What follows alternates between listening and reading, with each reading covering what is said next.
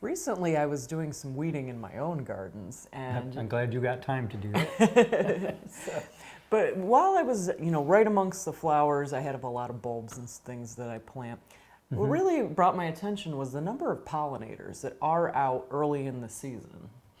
And things like crocus and hyacinths and some of those bulbs that you plant in the fall for that early color is a great food source. Yeah, and it is important. Pollinators in general has gotten to be such a big thing in attracting plants to attract pollinators. But doing those ones really early in the spring are just as important as those midsummer. Midsummer there's all kinds of flowers, but early in the spring, not so much. Right. Things like bumblebees and stuff, when those are first coming out, and trying to develop nests, having some of those plants out there are very important.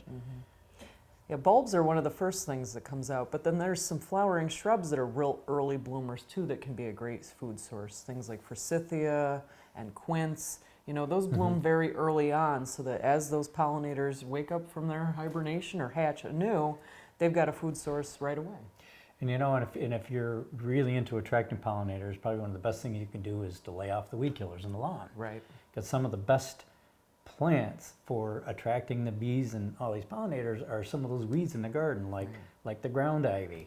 Or violets, or ajuga. Another one called heal-all or prunella, which most people don't even see, but it's got that same little mint-type flower, and the bumblebees and stuff love them. So, if you have an area where you can hold off on the spraying the weeds, that'll help a lot. Yeah, a lot of those wildflowers, aren't big and showy like they are later in the summer. They may be, short and petite in the lawn and in the edges of your garden, but, they are pretty and they do, serve a purpose for the early food source.